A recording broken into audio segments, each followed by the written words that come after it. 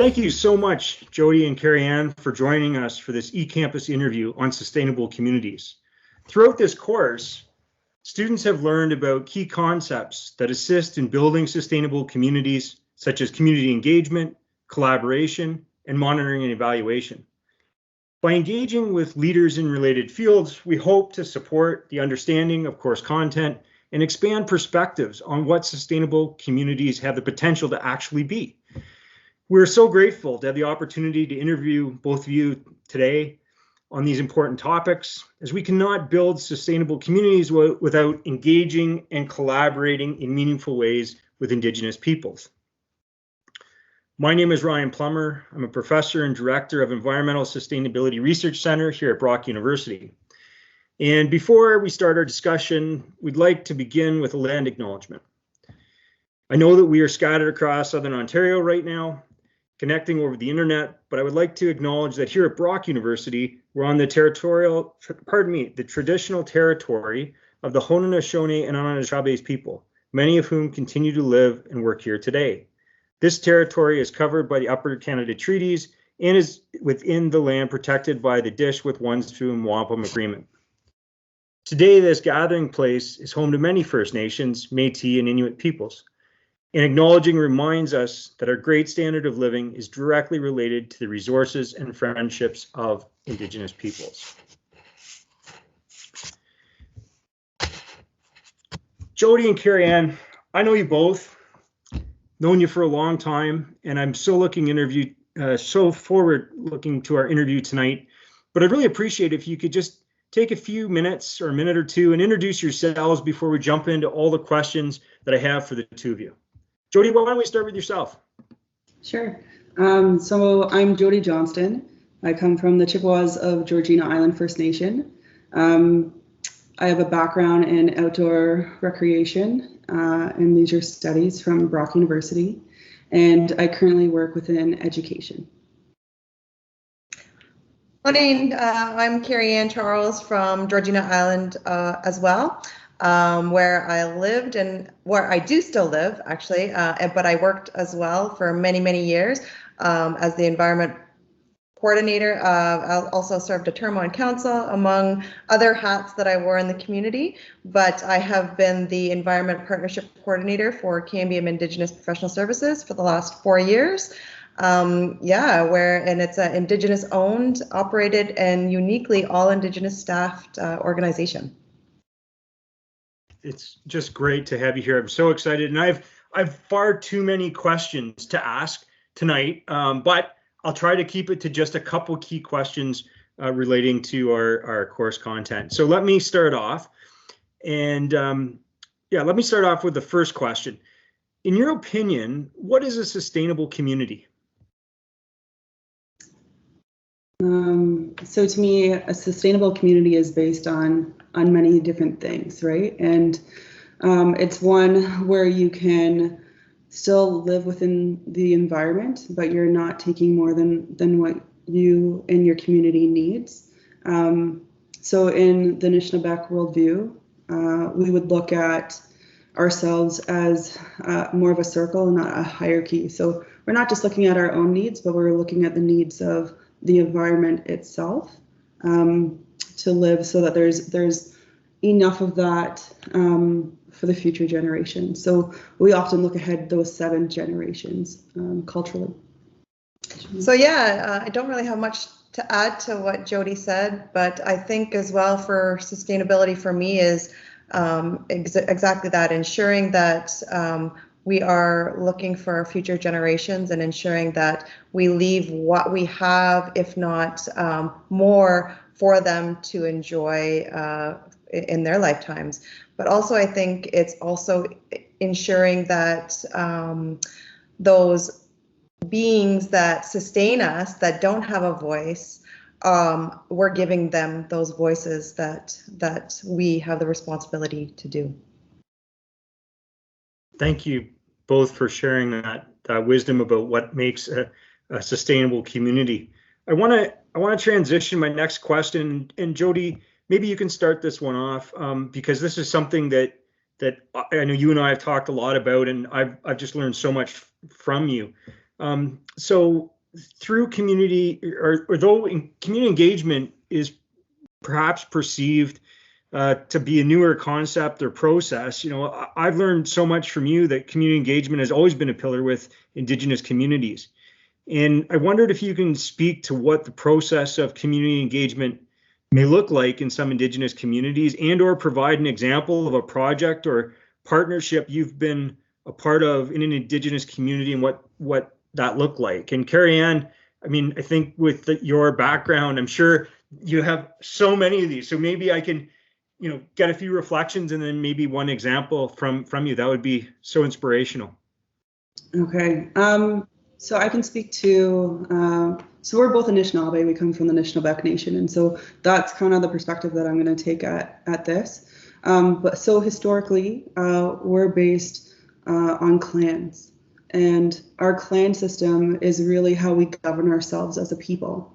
It's one of the most democratic processes there are, and it ensures that everybody has a say. And so we really value that. It's not for us about credentials. It's not about those things. It's around everybody carries knowledge. And when you're looking at Indigenous communities, a lot of folks will carry traditional knowledge or traditional ecological knowledge. So I think that lends a hand to sustainability. So when we're looking at projects, we just want to make sure that there's opportunities that are created that everybody has a voice. And so when I look at an example of that, a while back, Kerry-Anne and I both worked on a project around species at risk. And so traditionally that would have been something that was examined in each of those clans, right? And we would have looked at it that way. Today, and like some communities might still do that, but today for the one that we were involved in, it just became really important that we created those opportunities for everybody. So we had collective meetings to kind of spread that a little bit more awareness around what we were looking at for the study. And we were looking at species at risk on the First Nation. But then we also made sure that there was no barriers to people being able to take part. So I worked as the equivalent would be a bridging navigator or somebody in the community to help researchers connect with folks.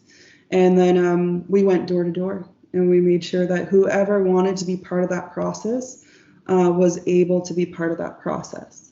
And so that was like a big piece of that and how successful it was. Yeah, I think too, it goes back to, really having the community guide you in how engagement takes place. I guess one of the projects that I can talk about is our community climate change project that we embarked on. I was actually privileged to be able to work with an organization called ORCKA, the Ontario Centre for Climate Impacts and Adaptation Resources, and it's been about 10 years now actually that we developed a framework together that actually uses traditional ecological knowledge as the foundation for climate change adaptation planning. So a big piece of that was actually ensuring that the information in the project itself was actually grassroots rather than top down.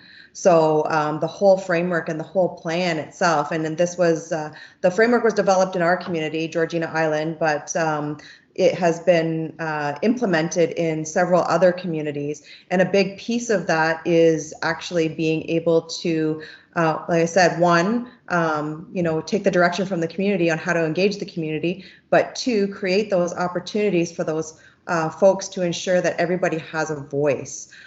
So what we did with that in our community actually was really kind of cool, was that, we're an island community. We actually held bingo sessions to be able to get the community out, to get information to them, but also then created those avenues to let them let us know how we could get information from them, so that there's that reciprocity piece as well, right? So ensuring that those safe places are there, and ensuring that, I think another big piece that really comes to the top of my mind is to ensure that the information that we're gathering is going to be used in the appropriate ways, and that they're knowledgeable about what that is, and that too, the information they give us is reflected in the work that we bring back to them. And it's not just a checkbox. And that's something that we often see in our communities in many of the positions that I've been able to hold. And even now in the work that I get to do is something that I really stress is that I don't want to work on projects where I'm out gathering information from the communities and that's not reflected in what comes back or in the work moving forward. Mm-hmm. And I guess just to add, the other part of that engagement would be traditionally, like in many Indigenous communities, is being able to offer those participants something to honor their time. And that might be a traditional gift. So in our community, it might be the exchange of sama, or it could be around like a gift of teas or something else. And that's going to differ between communities. A meal is always a good one too. Yeah. Offer them a meal. I always love a good meal, either providing it for friends and loved ones, or anytime you can share that kind of special experience. I'm really taken by the connections between how both of you see what a sustainable community is, and then how that carries over to your thoughts about engagement. I mean, you mentioned reciprocity, you mentioned trust, you mentioned being able to have those things come back in making sure everyone can participate. In your description of like door-to-door engagement and being so open, I just think it fits so well. You can see such positive connections between those two. Is that something you consciously work on in your positions to strive to strengthen those connections? Yeah, I think so if you're living within your community, and for me, it was coming home to my community. So I wasn't raised in my community. I was raised like 20 minutes on the mainland. And so I think for me, it's more of that cultural connection to folks. And it's a type of community that you're not going to see other places where it is so supportive. But that comes with how actively you engage in your community. And so I think just naturally, people are always really supportive of each other. Being able to go down the road, to have tea, to come together, valuing each other's times, helping each other out. Like, it's not just the taking, it's the giving as well. So I think that's something like for the last 20 years that like I've actively made those conscious choices of how I spend the time and not to get something out of it, but just that relationship and keeping it strong. Yeah, I have to agree again with what Jodi said, and I think that word that she used right there, relationships, that's key, right? You need to be able to build those relationships and to build that trust in order to have people engage with you.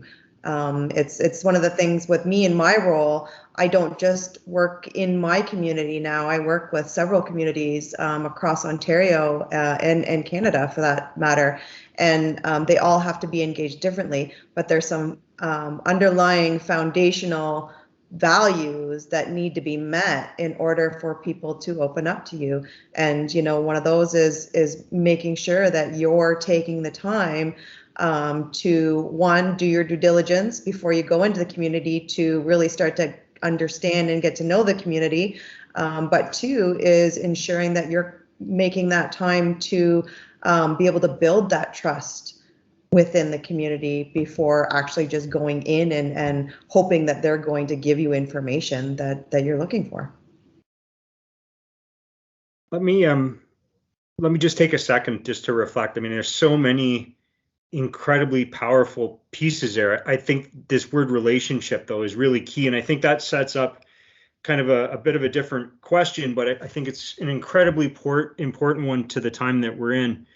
And so Dr. Deborah Brandt from York University describes decolonization as a process of acknowledging the history of colonialism, working to undo the effects of colonialism, striving to unlearn habits, attitudes, and behaviors that continue to perpetuate colonialism, and challenging the transforming institutional manifestations.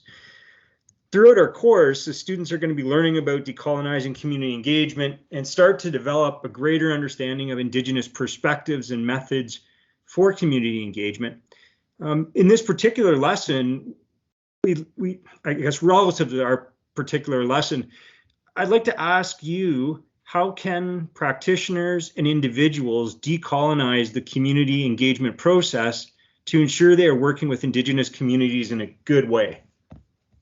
So I think, I guess just to start, community engagement and decolonizing that practice doesn't happen in just a phone call or reading about it in a book. Like, it might start there, but it's really about being in that community and building that relationship. And that's a big part of that. And so when you're looking at that engagement process, it's spending time in the community. It's having tea together. It's doing things for each other, you know. And that's like the start of that process and working together in a good way. And then everything kind of comes out of that. And so a lot of times that's where, when you're working in an Indigenous community, that's the value of having a community liaison person or advisor that's going to work with you to start building some of those relationships. So yeah, and it's really, I think, important to understand, again, I think I've already said this, but that there are some foundational values for communities that, you know, trust, respect, reciprocity, things like that, the 7 grandfather teachings. But we have to understand that, again, we need to be able to take the lead from the community in how they would like to be engaged, what their goals and objectives are, what their priorities are. We can't, we got to stop taking this paternal approach in approaching our communities to receive things that we need and we want from that research basis or project basis, but really try to understand the needs and priorities of the communities and how we can work together collectively to be able to come up with the best results. And I think that really goes back to what Jodi had mentioned around our governance structures and the clan systems, where you know, it's so important to allow those voices to be heard so that there's a full understanding before moving forward. And that's something that I see in my work that happens so often, is that those voices aren't heard. So that's where we see the destruction and those ripple effects in our environment, is because we hold that knowledge around what those fallouts or those ripple effects are going to be if something happens, and our voices have been sort of stymied. But now, you know, that's really starting to be recognized, that we have those deep connections that others don't, and it's so important to be ingraining that into all of the stuff that we move forward with for the future.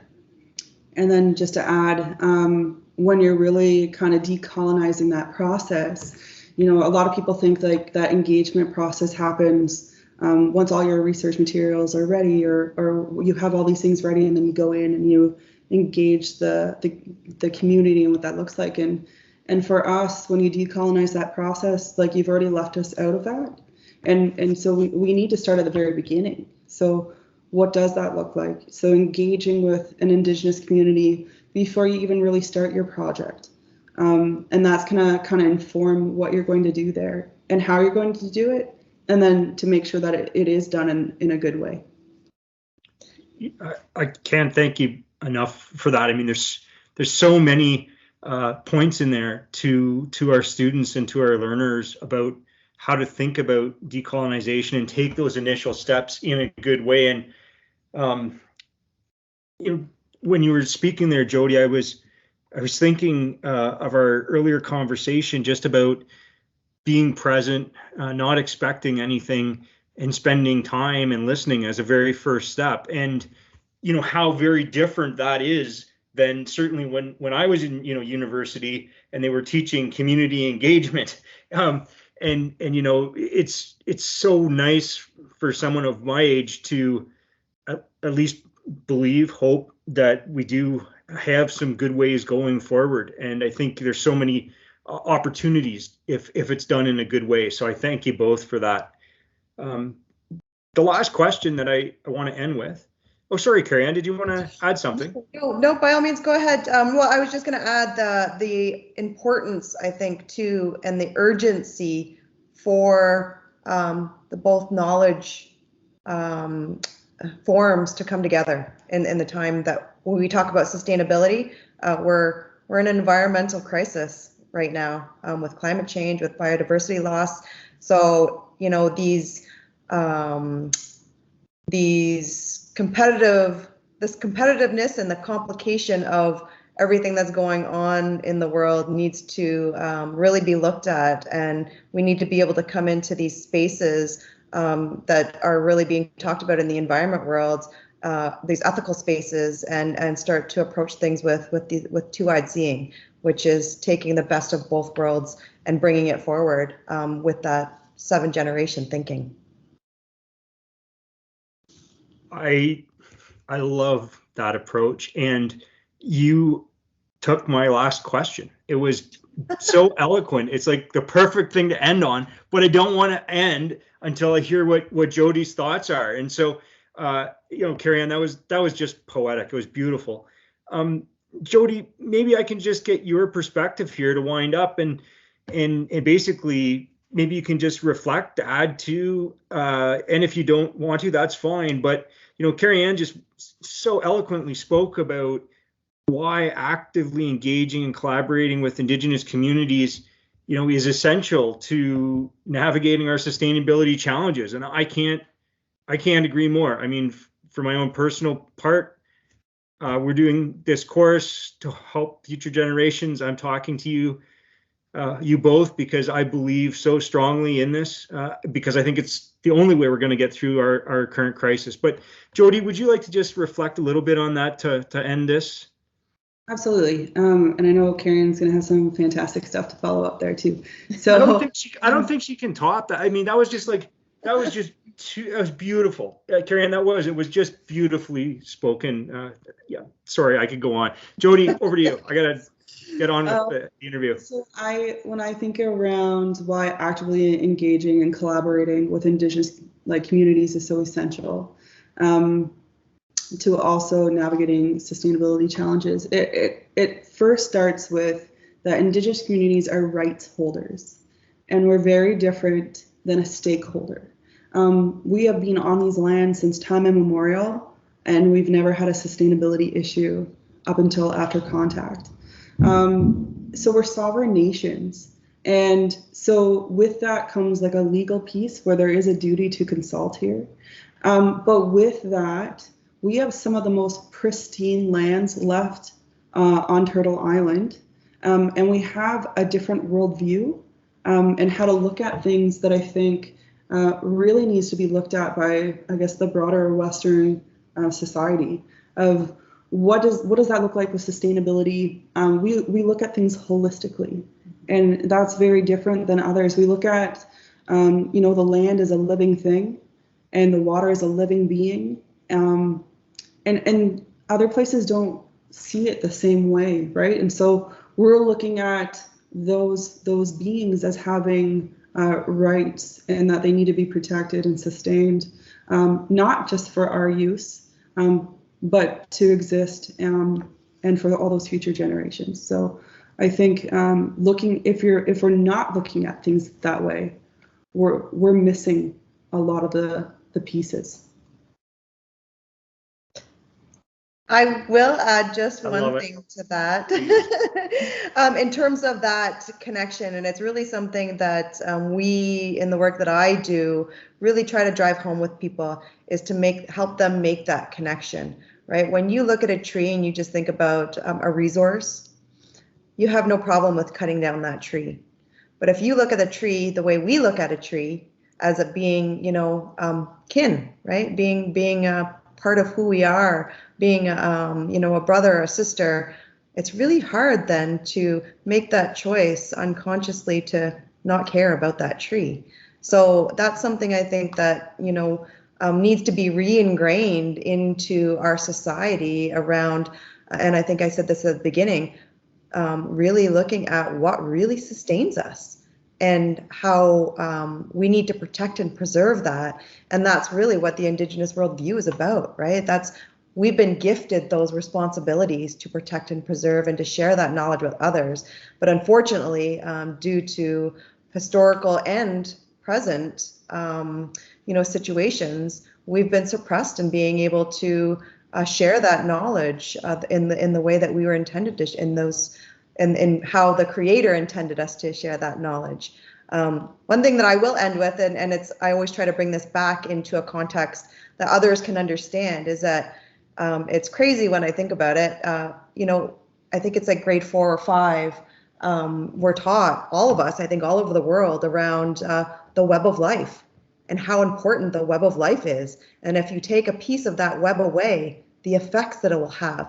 But it's unfortunate as we get older that is forgotten, and economics and development are the key players in the decisions that we make. So I always try to, really try to reflect back on that. Why do we teach that then, right? At such an early age, where we don't regard that teaching in the Western, and it's the Western world in curriculum that's taught. And that's really reflective of our ways of knowing and being. And so it just baffles me how, as we get older, that whole lesson that's so important when we're kids is forgotten.